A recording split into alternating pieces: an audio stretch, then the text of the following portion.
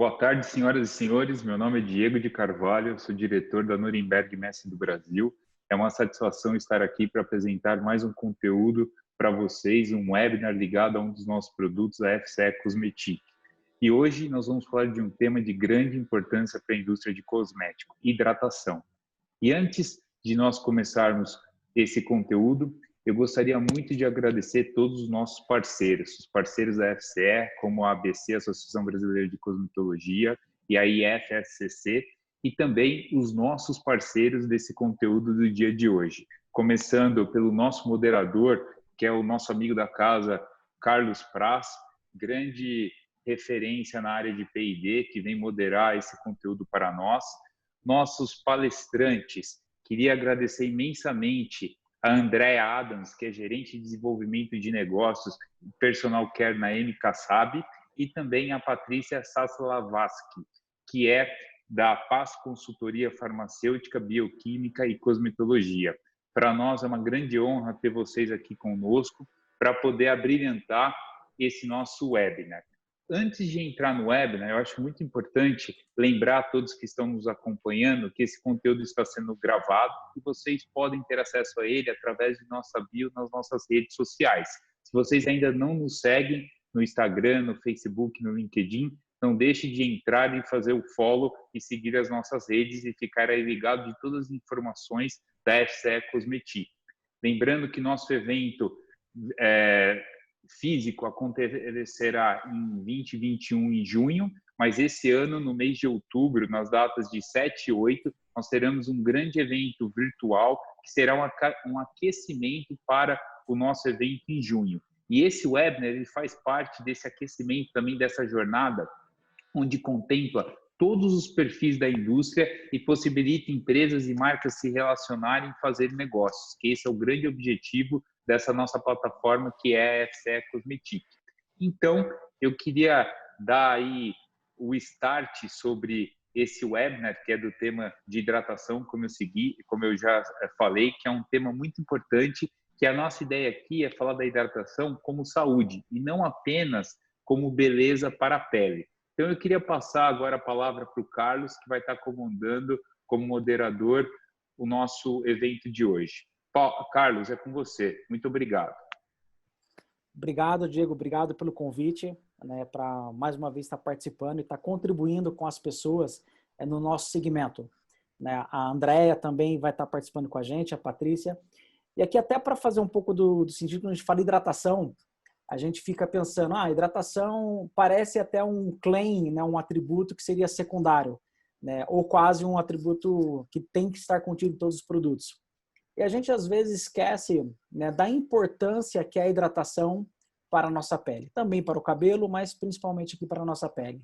E até para a gente lembrar um pouquinho, quando a gente pega uma pele, é uma estrutura que é completamente fantástica, é uma estrutura que é muito rica, tem vários componentes, e a pele é o maior órgão do corpo humano, só que ela tem uma coisa que é fantástica. Eu não sei se os nossos colegas da audiência já pararam para pensar.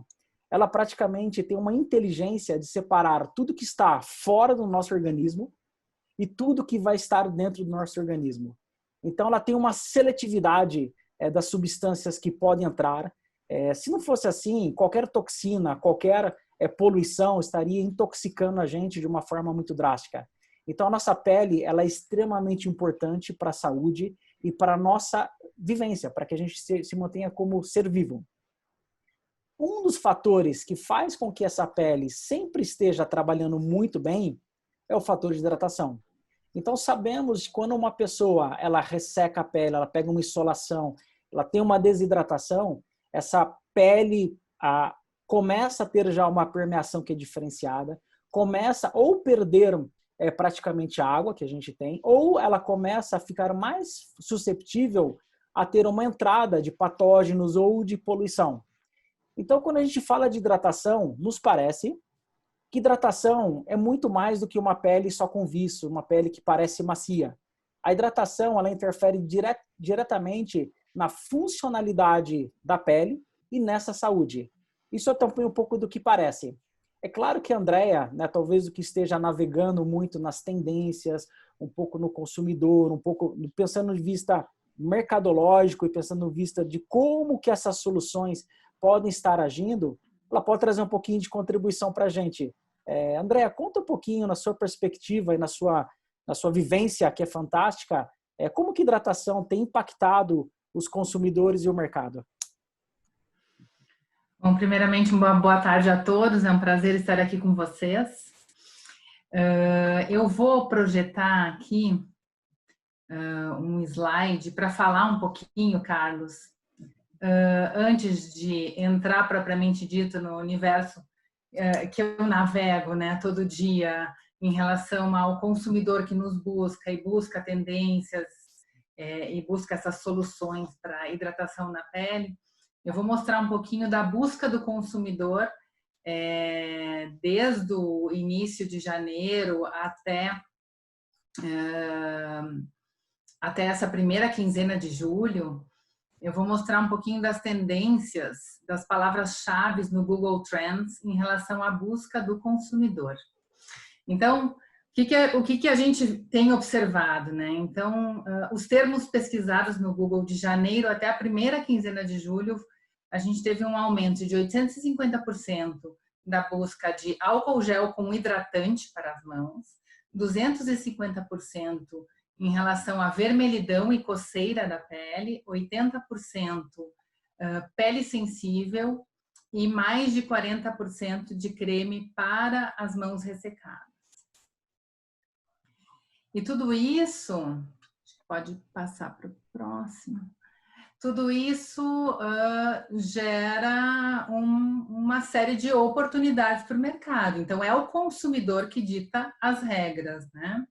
Então, 7 em cada 10 brasileiros, eles mudaram os seus hábitos de higiene com a pandemia e 86% declararam o uso de álcool em gel como medida de proteção. O aumento da frequência de uso de produtos para higiene das mãos trouxe uma sensação de ressecamento para a pele para 26,5% das pessoas. E, consequentemente, há uma oportunidade para outros produtos para cuidados com as mãos, hidratantes, além de sabonetes, álcool em gel. Então, especialmente aqueles que oferecem esses benefícios de cura e reparação. Então, são essas oportunidades de mercado que geram insights quanto à aplicação das matérias-primas e geram insights para os formuladores em relação a enxergar, né, o seu portfólio e explorar os ingredientes do seu portfólio com um novo olhar e um novo foco de aplicação. Uau, isso assim está colocando até, eu acho bem impactante, né? Uma vez que a gente pega essa mudança de hábito, né, de lavar mais a mão, mas eu acho que também isso chamou a atenção. Mas a gente não tinha muito a ideia de, quando a gente pensa em hidratação, a umidade do ar. Então, se a gente está em Manaus, ou se a gente está no Rio Grande Alegre, por exemplo, que as umidades são diferentes, Manaus muito mais úmido, Sul muito mais seco, e não é só, então, usar álcool gel, mas a gente deveria olhar também essas tendências de ativos ou mecanismos de ativos que considerassem, se a gente está na praia, no campo, na montanha, como que você vê isso, né, André? Na verdade, isso é algo bastante desafiador, né? Porque, como você falou, a gente, principalmente no Brasil, que a gente tem uma mudança climática muito grande, então em São Paulo o clima mais seco, Rio de Janeiro o clima mais úmido, então o fator de hidratação adequado na verdade, seria a busca por ingredientes, né? Ingredientes que desempenhem esse papel de se adaptar a todos os tipos de clima e pele. Então, acho que cabe muito aos fabricantes de desenvolver soluções inovadoras, e já existe no mercado emulsionantes hidratantes, bioativos para pele que se adaptam a todos os tipos de clima e de pele. Então, por exemplo, se a pessoa está no Rio de Janeiro, esse emulsionante hidratante ele vai formar um filme residual leve na pele, sem pegajosidade, vai dar uma super hidratação, mas sem aquela sensação graxa que normalmente os consumidores têm essa preocupação, né? Ah, eu não quero passar um hidratante porque o clima é muito úmido e vai deixar minha pele com uma sensação de pegajosidade, uma sensação graxa, pegajosa. E o ideal realmente é buscar ingredientes que se adaptem a todos os tipos de clima, a todos os tipos de pele. E aí, como eu disse, né? Então já existem ingredientes nesse sentido. Então, se você vai para o Rio de Janeiro, você consegue aplicar um hidratante que tem essa textura bioativa, vai proporcionar hidratação para a pele sem residual graxo. Você vai para o Rio Grande do Sul no inverno, num clima seco, esse mesmo ingrediente vai doar um sensorial mais rico e macio para a pele, mantendo os níveis de hidratação da pele. Entendi, bacana. A gente vai daqui a pouquinho até ouvir a Patrícia, porque tem um desafio, né, que ele vem, me parece, do formulador. Primeiro, compreender bem o briefing, para qual público, qual região, se é o território todo, ou se até a exportação. Então, o formulador tem que pensar um pouquinho. E, às vezes, talvez, até na hora de perguntar para o fabricante de matérias-primas, ou um distribuidor de matérias-primas, quando a gente fala de hidratação, que é o nosso mote, a gente pensa só no ativo. E você trouxe aí um pouco do pensamento que tem outras matérias-primas que contribuem bastante, né, para a hidratação da pele, formando realmente um escudo protetor, e que não necessariamente tem a ver só ali com um famoso ácido hialurônico, né, a gente coloca assim, um famoso PCA. Isso. Mas talvez você tenha até alguns nicknames que falam, olha, não é só ativo, tem outras estruturas que funcionam muito bem na estratégia para o formulador. Dá essa dica e daí a Patrícia já vai entrar com a sua resposta. Eu já queria que a Patrícia começasse a fazer um aquecimento do ponto de vista formulador, né? Eu acho que com certeza, eu acho que para o formulador, e aí eu jogo a bola para a Paty, né? Quando a gente oferece um ingrediente para o cliente, né? Que é o formulador que vai analisar a viabilidade, se realmente cabe ou não formular com esse ingrediente. Então, ingredientes que tragam uma multifuncionalidade, aonde o consumidor ele pode ser educado, ele pode ser informado de que, independente da umidade relativa do ar, porque nem sempre o consumidor sabe o que é a umidade relativa do ar. Ele vai dizer, poxa, eu estou aqui no Rio de Janeiro, tá mais úmido, tá quente, tá abafado, né? Estou me sentindo, estou suando muito. Eu vou para um clima mais seco, vou para o Rio Grande do Sul no inverno. Então, um hidratante que se adapte a essas condições climáticas e a todos os tipos de pele, porque muitas vezes o consumidor também ele faz a referência de hidratação da pele com a pele seca. E não necessariamente a pele ela tem que ser seca ou com um aspecto ressecado para que essa pele requeira uma hidratação.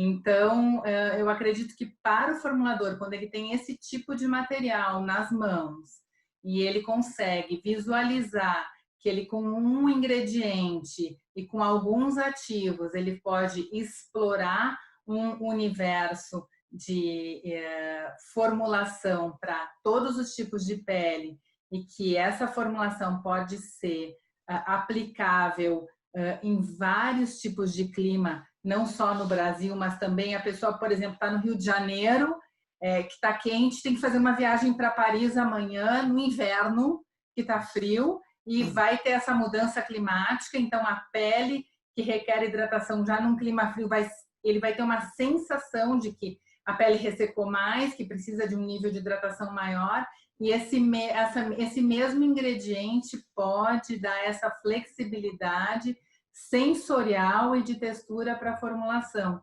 E aí cabe muito ao formulador enxergar como ele vai aplicar isso para atender esses requisitos, né? E aí, Paty, como formuladora, como é que você enxerga esse tipo de ingrediente e como que você torna isso viável para o consumidor? Perfeito. Bom, primeiro, boa tarde a todos. A gente tem um grande desafio aí pela frente. Nós, formuladores, a gente precisa entender um grande momento, que eu digo sempre agora, que é um marco no P&D. Eu chamo esse momento de inovação adaptogênica no P&D. Porque antes o cliente tinha muito claro, geralmente 90% dos briefings chegavam para a gente muito redondos. O cliente sabia o que eu quero, o que eu vou pedir e o que eu não quero. Hoje o cenário se inverteu. Então, cabe a nós, formuladores, passarmos um pouquinho dessa nossa experiência, né, dessa nossa vivência para o cliente.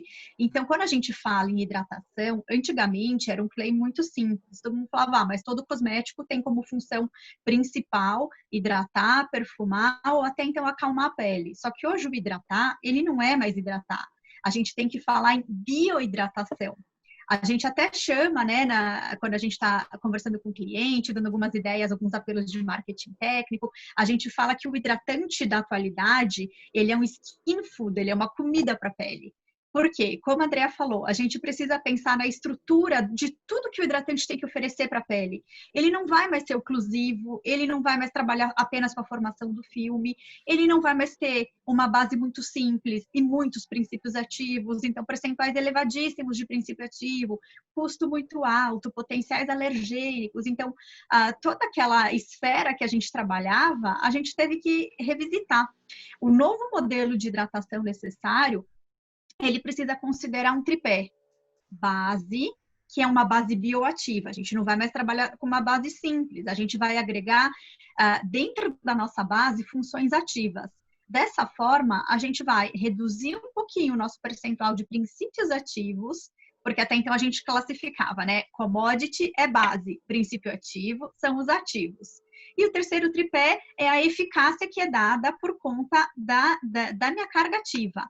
Então, esse tripé agora, ele anda junto e ele teve um equilíbrio. Então, é como se a gente quisesse deixar uma pirâmide de pé. A gente precisa de um equilíbrio. E esse equilíbrio vai ser alcançado dentro da nossa formulação.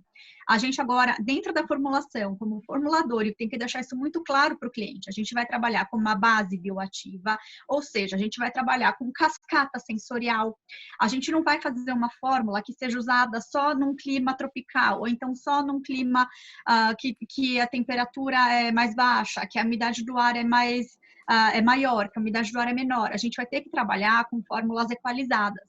Então, por mais que agora, no momento, não estejam ocorrendo muitas viagens, principalmente a trabalho, o mundo online se classificou como imperativo no momento, mas a gente vai voltar gradualmente, né, as rotinas habituais e normais, sendo que o online vai continuar mesmo assim, mas a gente vai pensar em produtos multifuncionais, ou seja, vou desenvolver um creme hidratante para as mãos, um creme hidratante facial, que ele possa ser utilizado em vários climas, em várias regiões.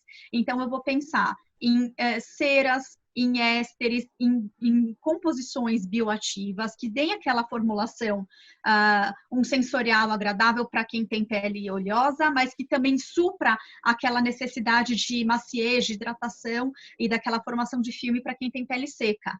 E aí, para isso, a gente vai usar o princípio que o Carlos falou bem no início aqui da nossa live. A gente vai usar o princípio da seletividade da pele. Então, eu não vou mais trabalhar colocando um percentual muito elevado de um éster só. Eu vou fazer cascatas sensoriais com vários ésteres, ou seja, eu vou colocar matérias-primas na base que vão dar uma espalhabilidade rápida, mas que não vão ter toque extra seco, que vão continuar fazendo aquela massagem gostosa para quem tem a pele mais ressecada, mas que não vai pesar para quem tem a pele oleosa. E aí, feito isso, a gente parte para a nossa carga de princípios ativos. Então, aí a gente também vai pensar de que forma, eu estou me adiantando aqui um pouquinho, né, na parte dos ativos, mas formulador não fala sem falar de ativo também. Então, base ativa e princípio ativo. Então, a gente vai pensar em princípios ativos, não só nos clássicos tradicionais, ureia, ácido hialurônico, a gente vai pensar também na microbiota da pele. E o que significa isso? Eu preciso manter a imunidade da minha pele sempre em equilíbrio. Então, a gente, sempre que fizer um produto com ação hidratante, daqui em diante, né, a gente fala em tempos de Covid e pós-Covid, a gente precisa pensar na imunidade da pele sempre associada à hidratação. Então, isso agora também vai ser um fator imperativo.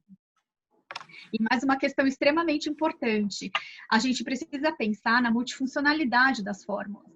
Então, eu não vou sair revisitando todo o meu portfólio, né? Porque alguns clientes falaram, nossa, e agora? Eu preciso rever todas as minhas formas, eu preciso rever todo o meu portfólio. O que eu faço, né? O que é adequado? O que o meu consumidor quer daqui em diante? Então, a gente precisa entender um pouquinho o que o cliente está querendo no mercado, porque não é só álcool em gel. Então, aquele boom já foi, e agora a gente tem que trazer novas ideias. Então, o que o meu cliente quer, o que eu posso oferecer, e dentro do que eu já tenho hoje, dentro do meu produto, que já está no mercado, será que eu não posso explorar nenhum benefício adicional que, por exemplo, já exista na base do meu produto? Então, é um grande desafio do formulador, não só novos produtos, mas explorar benefícios multifuncionais do que eu já tenho no meu produto. Por isso que a gente chama que é a era do equilíbrio do P&D. Legal. Até assim, você colocou, né, Patrícia? É bem interessante. E eu vou deixar até para a audiência, se vocês tiverem dúvidas, vocês podem escrever aqui no nosso Q&A ou pode calcular direto no chat que a gente vai perguntando. É até interessante que veio lá de Cachoeirinha, né, um pouco nesse sentido, né? Porque quando a gente fala dessa seletividade, a gente tem os ingredientes que vão ficar sempre na superfície da pele, que podem ser os filmógenos. A gente estava acostumado bastante lá com a época da glicerina, então a gente falava, pô, se tem glicerina, hidrata é suficiente. Mas também na seletividade, talvez como a microbiota vai contribuir e como os ativos, eles têm que ser entregues em diferentes camadas da pele para que a gente tenha até uma harmonia dessa hidratação. É uma discussão que a gente tem até colocando aqui a capilaridade que nós temos, colocando as terminações nervosas, colocando todas as funções, né, o quanto que é fácil, o quanto que é difícil o pesquisador fazer essa engenharia, né, de formulação para entregas de ativos hidratantes em concentrações e funcionalidades específicas e até mesmo como traduzir isso às vezes para o consumidor. Então, se você pudesse, né, Patrícia, colocar um pouquinho, porque às vezes tecnicamente a gente faz coisas fantásticas no laboratório, mas aí quando o marketing pergunta, tá, e como é que eu falo isso para o consumidor? Aí você fala, então, cara, eu sei que funciona, agora traduzir isso às vezes não é tão fácil. Né? Como que você lida com isso, em traduzir um pouco para o consumidor e como que a Andrea também, dentro do vasto arcabouço de experiência que ela tem, às vezes alguns ativos ou família de ativos podem criar alguns atributos ou conceitos diferenciados. Conta um pouquinho. Vocês gostaram da minha pele aqui, né? Que eu tô ilustrando, né? Sim, muito bem colocado, Carlos. Essa é uma questão que a gente trabalha muito no dia a dia. A gente sempre fala para o cliente, não adianta você ter um produto milagroso, com preço de ouro, mas que o cliente não entendeu. O cliente vai enxergar ele como uma prata, né? Então, a gente precisa passar esse benefício para o cliente falando a linguagem dele, mas de uma forma técnica que o cliente entenda. Isso a gente chama do marketing técnico do produto, que é extremamente necessário. Então, como que a gente pode explicar? A gente não pode mais trabalhar simplesmente com o que falava antigamente, né, a base pesada com ação oclusiva. Então, todo mundo fala, ela é oclusiva ou ela é semi-oclusiva? Então, gente, todo cosmético, ele é semi-oclusivo. A partir do momento que eu fiz formação de filme, que eu usei ou uma emulsão, um creme, ou um sérum, ou um fluido, ou um gel, vai ter uma semi-oclusão na pele. O que a gente tem que tomar muito cuidado como formulador? A gente não pode usar uma carga de formação de filme muito alta sobre a pele para que não tenha oclusão. Por quê? Se tem a oclusão, o que pode acabar acontecendo? Eu posso interferir, sim, na permeação do princípio ativo na pele.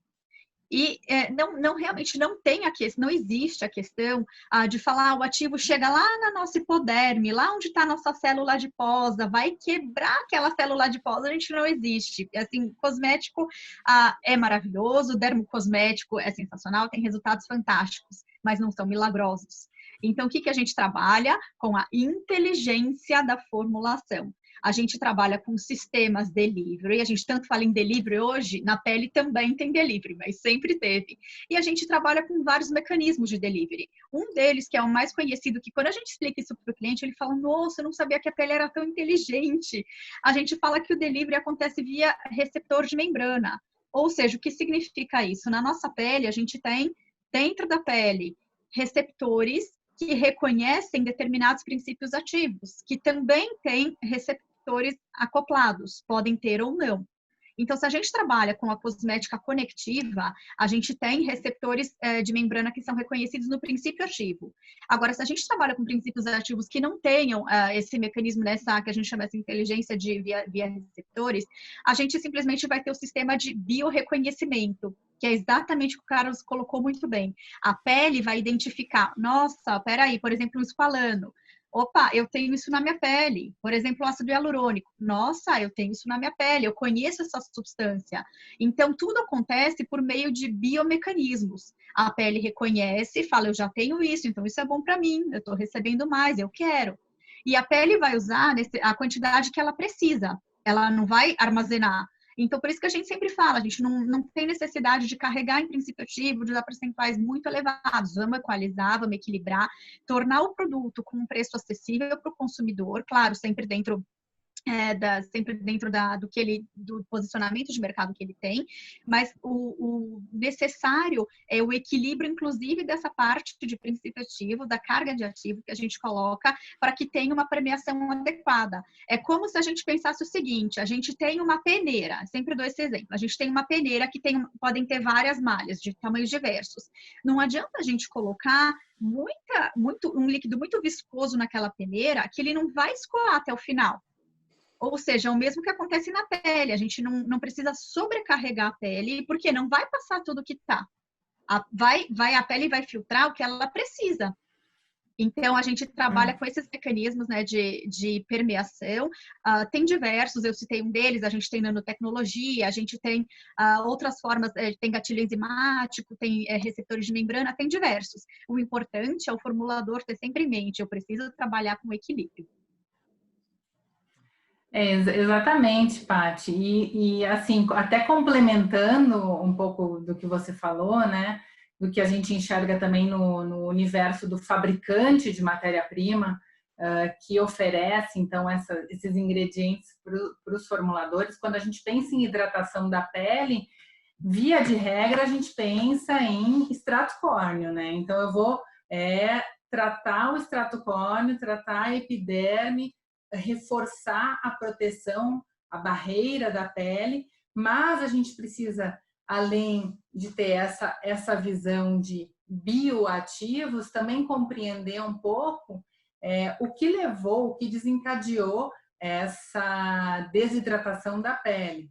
Então, existem também ingredientes que vão trabalhar, que vão reforçar a função de barreira da pele, como você citou, outros ingredientes que vão contribuir diretamente para bloquear a descamação, que é um desequilíbrio dos corneócitos, então, nesse extrato córneo, nessa epiderme. Então, uma pele desidratada, agora com o uso de muitos detergentes, sanitizantes, ela começa a descamar com maior frequência, e essa é a oportunidade que eu citei, então, lá no começo da nossa conversa, né? Então, é onde a gente enxerga as oportunidades. Poxa, o consumidor está falando, minha pele está ressecada, minha pele está sensível, a pele começa a descamar com mais frequência. Então, enxergar ingredientes que tenham essa atividade, né, de bloquear a descamação excessiva da pele. Então, a pele já tem uma descamação suave natural, para justamente reforçar esse extrato córneo. Quando você começa a agredir muito essa pele começa a ter um desequilíbrio, então ela começa a descamar em excesso. E aí a gente entra com ingredientes inteligentes que sinalizem, então, para esses corneócitos, olha, stop, pare, né? Vamos reforçar aqui a barreira cutânea, e juntamente também com texturas, novamente, bioativas que tenham esse efeitos até que a gente chama no mercado de efeito cocum ou efeito casulo, que tragam essa proteção para a pele, envelopem a pele com um sensorial leve e agradável. Então, tem muita tecnologia voltada para isso, né? Para a hidratação da pele específica. Ótimo. Nós temos aqui algumas perguntas, né? Algumas do YouTube, outras aqui no nosso Q&A. Uma da Flora Oliveira, que ela até pergunta muito sobre a nanotecnologia. Talvez assim que a Patrícia colocou, o desafio que é talvez permear alguns ativos de forma natural, o quanto que a nanotecnologia ela pode fazer uma liberação sustentada, não só talvez em camadas mais profundas, mas também ao longo do tempo, fazendo que essa hidratação ela seja mais longeva. Como que vocês veem a nanotecnologia nessa atribuição? Perfeito, ótima pergunta. A nanotecnologia tem sido muito usada. Qual que é o grande benefício? A gente tem 3 grandes benefícios. Primeiro, a nanotecnologia ela permite que o princípio ativo ela chegue numa camada mais profunda, mas mesmo assim a gente não fala nível de hipoderme, que significa chegar lá na célula de gordura, mas consegue chegar num nível intermediário da derme. Segundo grande benefício, com a nanotecnologia, a gente consegue encapsular princípios ativos instáveis e a gente tem diversos no mercado. Então, vou dar alguns exemplos. Ácido ferúlico, vitamina C, vitamina A, complexos multivitamínicos. A gente consegue encapsular ácidos, alfa-hidroxiácidos e beta, para quem tem pele sensível, poder fazer um peeling químico também. E o terceiro grande benefício é que a gente tem a liberação gradual e prolongada do princípio ativo. Ou seja, a gente pode ter esse princípio ativo sendo liberado por aproximadamente 6 a 10 horas. Isso significa que a pele não vai absorver toda aquela carga ativa de uma vez. A pele vai absorvendo aos poucos, conforme a necessidade dela. É o que a gente falou, né? Tem uma peneira grande e vai passando de pouquinho em pouquinho, que é o que a pele consegue absorver. Então, são 3 grandes benefícios que a nanotecnologia promove.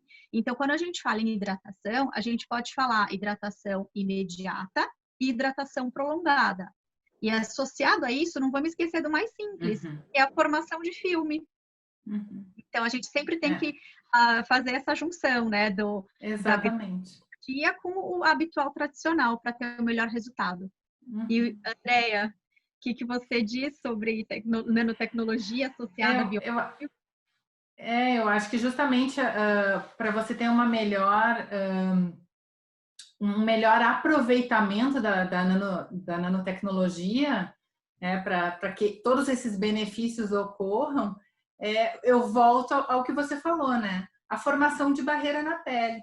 Então, o formulador, e aí, do outro lado, né, o fabricante, ele tem que promover para o mercado, ele tem que disponibilizar para o mercado texturas inteligentes que, combinadas a esses ingredientes ativos, consigam dar o melhor aproveitamento dessas tecnologias para a pele.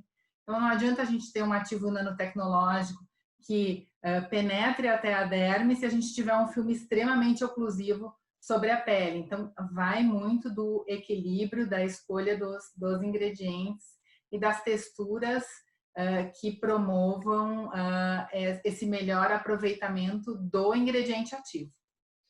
Ótimo, você tocou no ponto, até por coincidência tem uma pergunta do YouTube, né? Eu vou colocar a pergunta do YouTube, aí eu vou colocar uma segunda, porque eu quero fazer uma junção. Né? A pergunta do YouTube veio se o creme hidratante ele interfere no ritual de higiene da pele e na ação dos sabonetes. O que me parece é que se as pessoas estão então higienizando a mão e logo na sequência está passando um creme hidratante, se teria alguma interferência ou não de efeito, talvez do hidratante anulando uma higienização que foi feita, até se tiver um agente bacteriostático, bactericida nesse sabonete, uma ação mais prolongada, ou mesmo de um álcool gel. Eu também fico pensando, eu passo na mão, só que imediatamente eu passo uma outra substância. Tá, eu continuei com a higienizada ou eu recontaminei a mão? Eu acho que isso vocês podem contribuir. E do que a Andréa colocou, muito importante, é que quando a gente às vezes formula, a gente pode colocar um ativo muito bacana, mas a gente coloca uma outra matéria-prima que ela é inativa. Então a gente pode ter um hidratante que é formador de filme, só que colocou alguma substância que ela é solubilizante e que desestrutura o filme da pele. E aí o fabricante pode ter uma alta tecnologia com vários testes, mas quando a gente não formula sabendo disso, a gente vai para o instituto fazer a comprovação do claim e depois a gente volta para o fabricante. Não deu 10 horas de hidratação. Não aumentou 55%, 90% a hidratação. E a gente acha que não funciona a tecnologia, mas muitas vezes é porque esta interação ela não foi bem feita. Então, partindo até dessa pergunta, né, se os hidratantes eles influenciam uma eficácia do sabonete ou vice-versa, e como que outras matérias-primas elas podem ser vilãs, inativando o que a gente quer de benefício de hidratação para a pele. Compliquei a vida de vocês ou tá fácil, né? a Andréia falava, acabei falando, vou responder aqui uma parte da pergunta e passo a bola aqui para a Andréia. Essa pergunta surgiu essa semana com um cliente aqui, quando a gente estava trabalhando num brainstorming. E qual foi a grande questão? Quando a gente fala em... Eu lavei as mãos com sabonete antisséptico, passei um creme hidratante e preciso lavar a mão de novo. Espirrei e preciso lavar a mão de novo, né? Porque agora o lavar a mão e passar o álcool são práticas que a gente realiza inúmeras vezes no dia. Então, a gente entrou nesse impasse. Será que um sabonete sem formação de espuma vai ser bem aceito para o cliente? De que forma que a gente consegue ver essa situação? Então, lavei a minha mão, passei um creme porque a minha mão está escamando, então eu preciso repor aqui essa camada de proteção natural. Opa, preciso lavar a mão de novo. Não está fazendo espuma, e meu sabonete veio errado, não é bom como era, né? Primeira coisa que o cliente pensa, não está lavando, não gostei. Isso acontece porque nós temos uma cultura muito forte num país tropical e em países tropicais, que o sabonete precisa fazer espuma para ser eficaz. Então, isso aí a gente realmente, muitas vezes, não deve ir contra o mercado, a gente pode explicar para o nosso cliente, mas para o consumidor final em casa, sabonete que não faz espuma não funciona. Então, isso tem que ser explicado. Se eu passei um creme na mão e eu passei um sabonete em seguida, o sabonete ele fez a ação. A gente pode analisar que o creme saiu. Só que o que acontece? Toda aquela carga superficial da espuma, ela absorveu o creme. Por quê? O creme, ele tem carga graxa, gordura. E o sabonete, ele tem tensoativo. Então, o tensoativo vai ter a formação micelar com o creme e vai... como se ele engolisse aquela parte de gordura do creme, a parte lipídica do creme. Então, tchau, espuma. A gente não vai mais ver a espuma acontecer, mas a higienização aconteceu, ela foi eficaz. Então, esse é um ponto muito interessante. Tanto que a gente fala, gente, assim, sabonete que não faz espuma, no Brasil e em países tropicais, o cliente não aceita muito bem. Mas é um produto que, por exemplo, para estética dentro de uma cabine com um profissional, ele funciona bem, porque ele é mais fácil de remover e teve a mesma eficácia.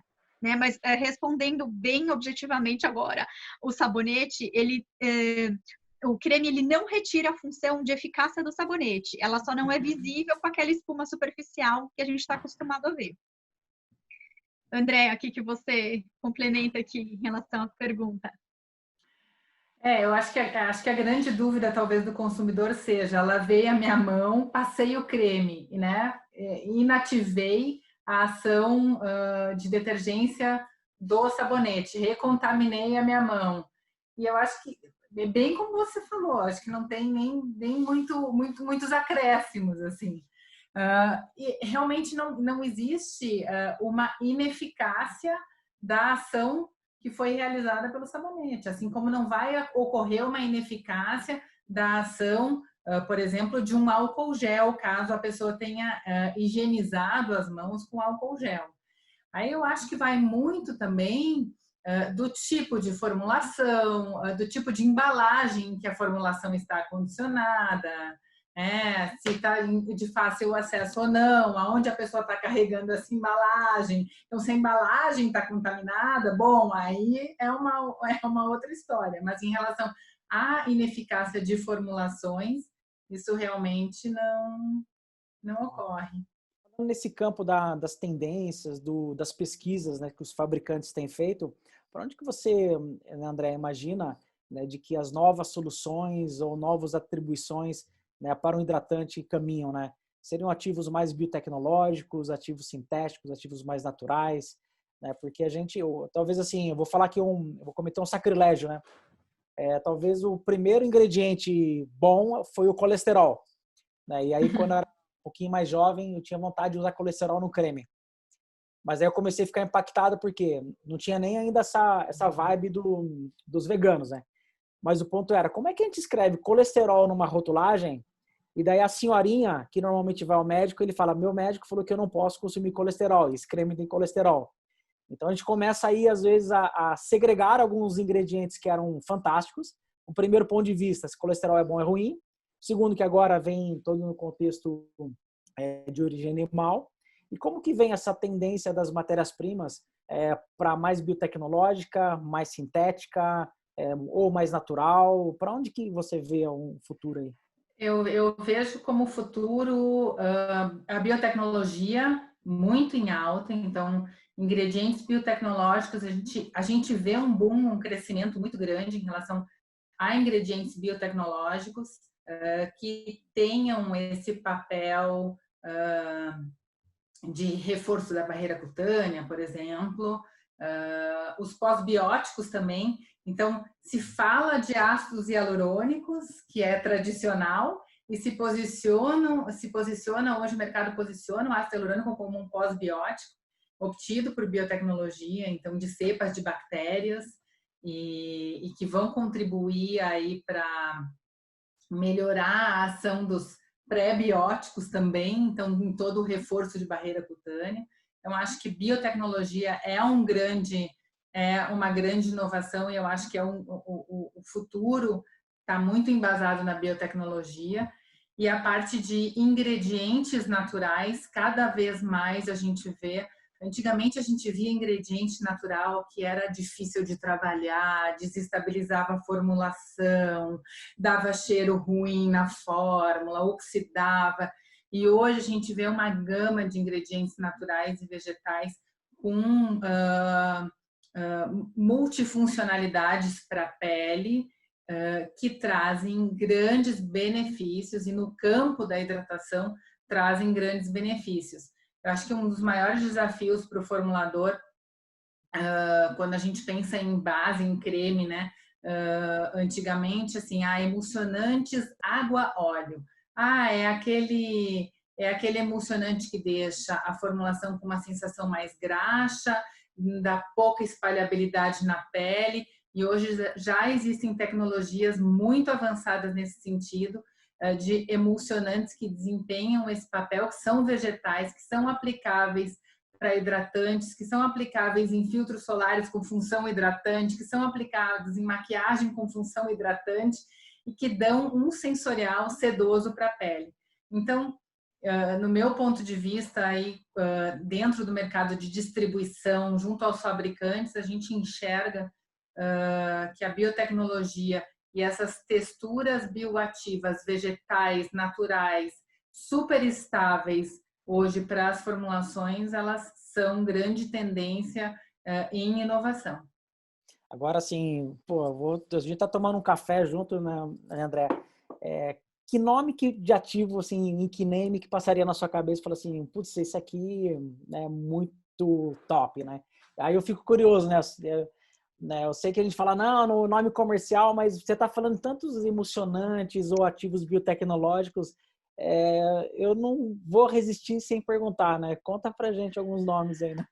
Eu acho que na família de emulsionantes, os emulsionantes com a base de poligliceril, então poligliceril 3, poligliceril 6, que também contém cera de arroz, emulsionantes que combinam cera de arroz, cera de jojoba.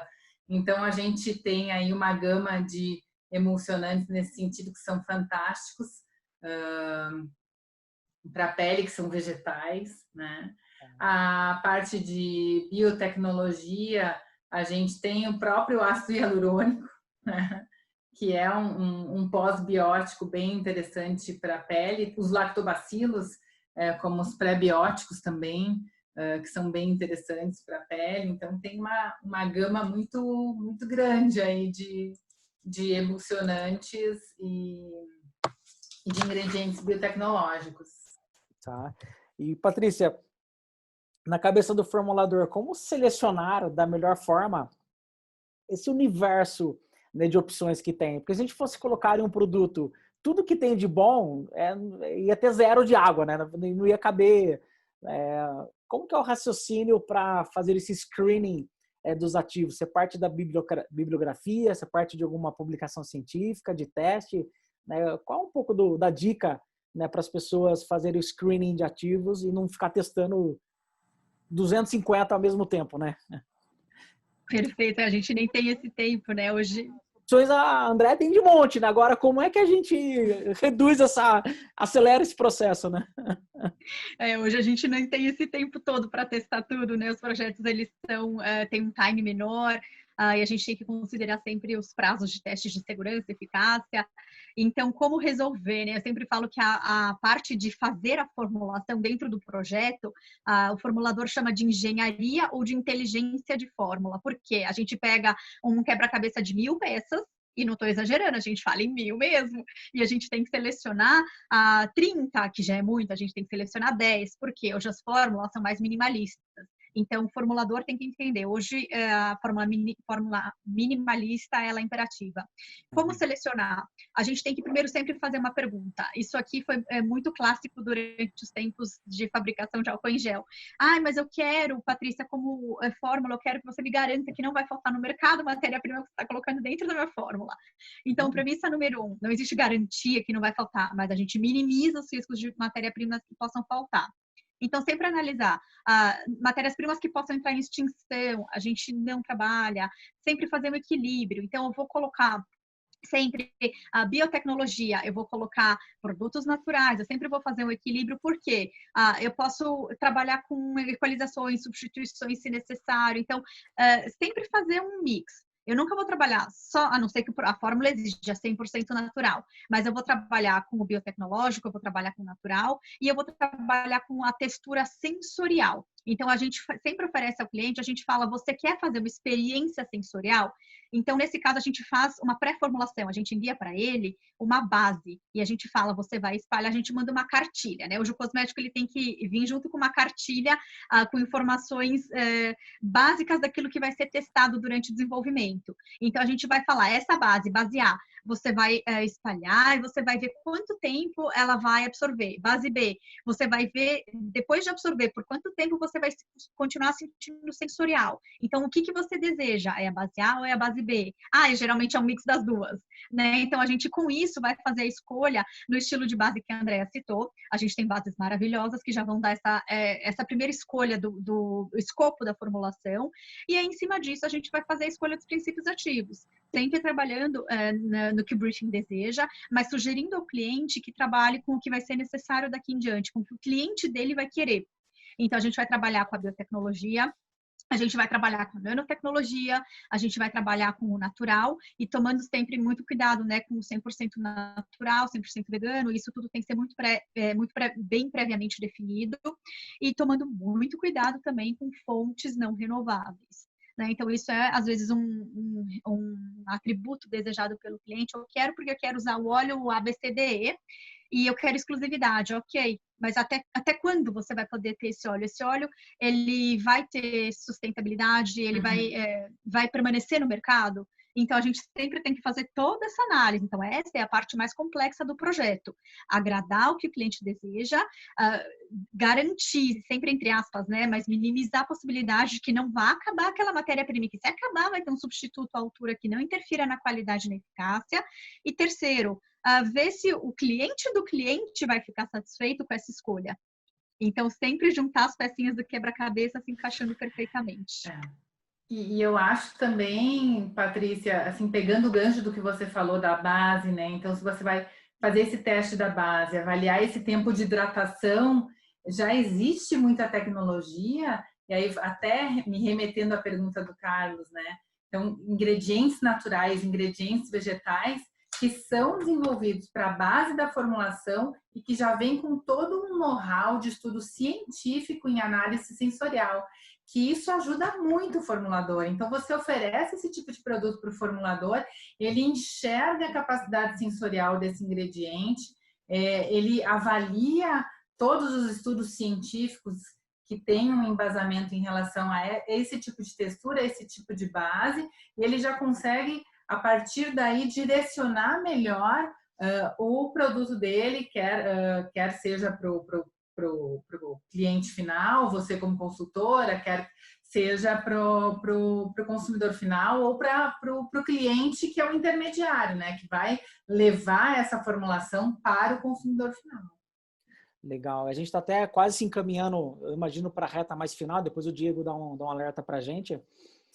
Eu fui uma vez num congresso internacional, no nosso, né, do IFSCC, e um dos pesquisadores, ele colocou um pôster na entrada, né, do congresso, colocando um pedido para o Papai Noel. Porque ele falou assim, Papai Noel, eu quero um teste que realmente me diga o poder de hidratação. Porque tanto a Andréa quanto a Patrícia trouxeram tantas formas de hidratação, mecanismos, e que aí a gente pensa, será que os métodos que existem hoje, PWL, será que esses métodos eles conseguem realmente medir todas as variações de hidratação que o ativo pode estar fazendo ou que uma matéria-prima emulsionante pode estar fazendo?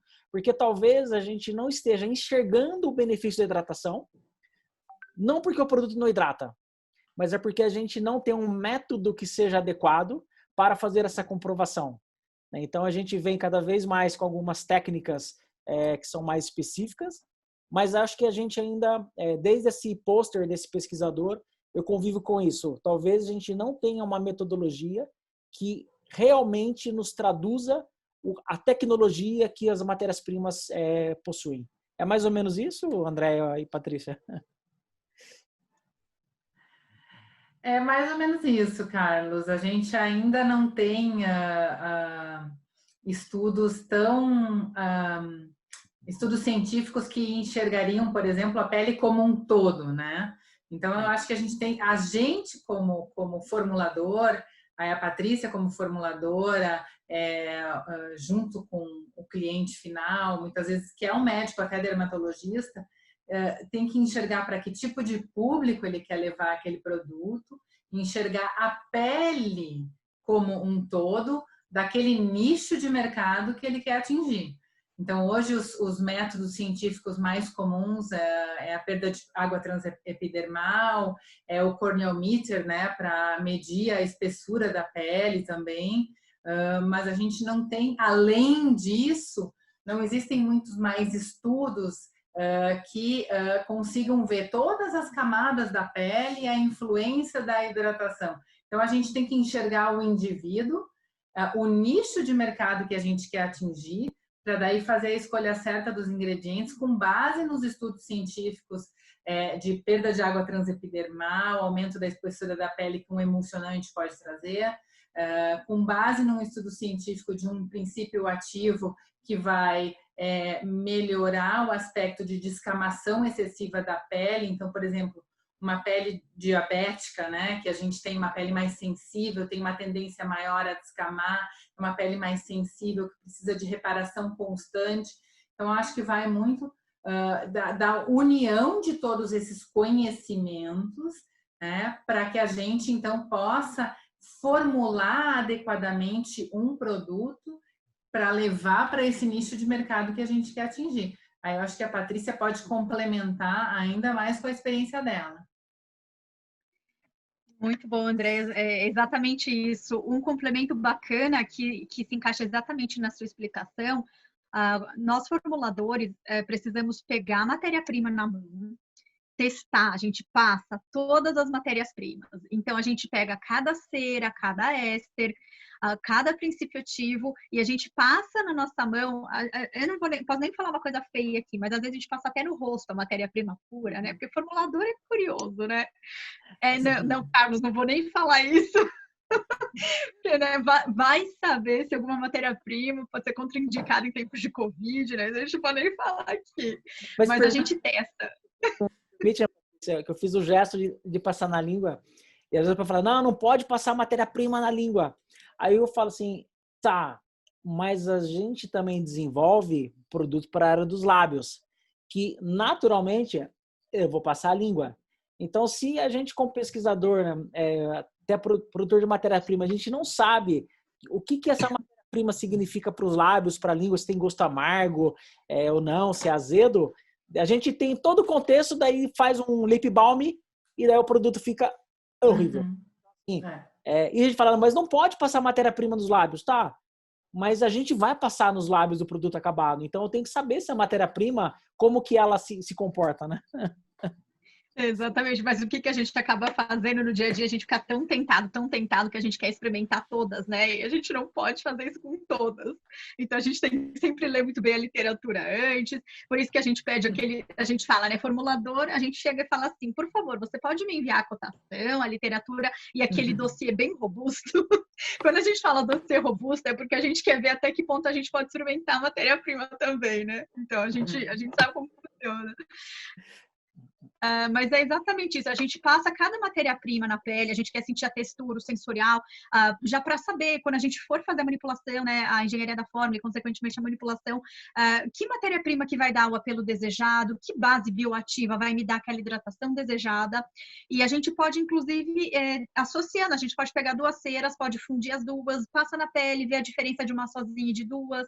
Então, assim, todos esses testes preliminares, que às vezes na correria do dia a dia o formulador não quer fazer, eles ajudam muito, porque a gente vai perder esse tempo no começo do projeto, mas a gente vai ganhar no final.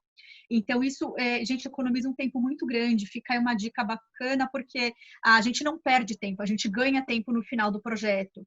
É muito mais gostoso a gente ser assertivo com o cliente, a gente pode misturar 20 ceras e errar dentro do nosso quadradinho, mas a gente tem que acertar quando a gente envia aquela amostra para o nosso cliente avaliar. Então, testar tudo que a gente vai usar individualmente ou agrupados em pequenas combinações é muito interessante. E outra questão bastante interessante, a gente tem alguns equipamentos portáteis que eles avaliam a hidratação da pele. Então, quando a gente está testando no laboratório, a gente pode fazer esse teste. A gente, com um equipamento portátil pequenininho, que é acessível para uso diário, a gente formula e faz o teste paralelo, né? Passa sempre na mesma região, só que de lados diferentes comparativos. Não adianta passar na parte de cima e na parte de baixo do braço, porque a hidratação dessas regiões já é bastante diferente. Mas a gente passa lado direito e lado esquerdo, mede a hidratação com o produto que eu formulei e sem o produto que eu formulei. Né? Então, assim, dá 1 minuto, já é real a diferença da hidratação. E a gente pode mensurar isso no dia a dia. Então, é uma dica interessante para a bancada, para a gente ser bem assertivo com os nossos projetos. Ótimo, ótimo. Eu tinha aqui mais algumas perguntas. Infelizmente, a gente não vai conseguir responder todas. Mas depois a gente até passa, né, para os palestrantes, eles podem entrar em contato aqui e responder. Acho que é bem bacana. Eu queria já deixar o meu agradecimento, acho que eu aprendi bastante. Eu ia perguntar algumas coisas, né? Qual que é a dica de ouro, né, para a Patrícia? Ela já deu várias dicas de ouro. Eu ia tentar extrair o segredo, né, que a Andrea tem aí dos ativos. Ela deu falou alguns nicknames, e realmente eu tenho percebido nessa família dos poligliceris uma versatilidade muito bacana para sensorial, para estabilidade, para texturas diferentes e ainda com propriedades talvez biológicas, né? Então, eu vou deixar já o agradecimento ao Diego também, e que vocês possam, então, concluir a fala de vocês, e daí, terminando, a gente já passa para o Diego fazer um encerramento. Gratidão e sucesso para vocês. Pessoal, eu queria agradecer imensamente a todos vocês, a Andréia, a Patrícia, o Carlos. Foi super rico o bate-papo, muito interessante. Tenho certeza que todos que nos acompanharam acharam mesmo. Queria fortalecer o agradecimento aos nossos parceiros, principalmente ao Cosmetic Innovation, que é a nossa mídia aí oficial digital, as figuras do Murilo Marques e a Francine Laurindo. Fiquei muito feliz em poder estar moderando.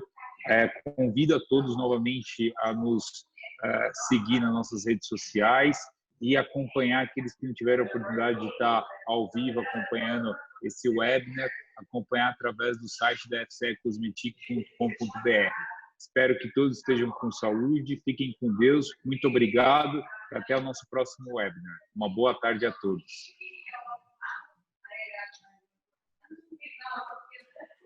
Uma boa tarde, muito obrigada, foi uma honra estar aqui com vocês. Obrigada, Carlos, obrigada, Patrícia, Diego, gratidão também. A gente vai estar na CI de Dermocosmetics também, né, Carlos? Estaremos lá também, então, para quem quiser se unir a nós no evento da Cosmetic Innovation de Dermocosmetic Summit, estaremos lá também. E eu deixo meu forte abraço a todos. Gente, gratidão a todos pela oportunidade de estar aqui com vocês, da gente compartilhar esse conhecimento. Carlos, Andréa, Diego, gratidão a todos. A equipe da FCE, do Cosmetic Innovation, Fran, Murilo, um beijo para vocês. E principalmente também aos nossos colegas que compartilharam aqui conosco as suas dúvidas e nós estaremos à disposição para responder todas. Muito obrigada. Boa tarde a todos. Obrigado aí. Obrigado, senhoras e senhores. Uma boa tarde. Boa tarde.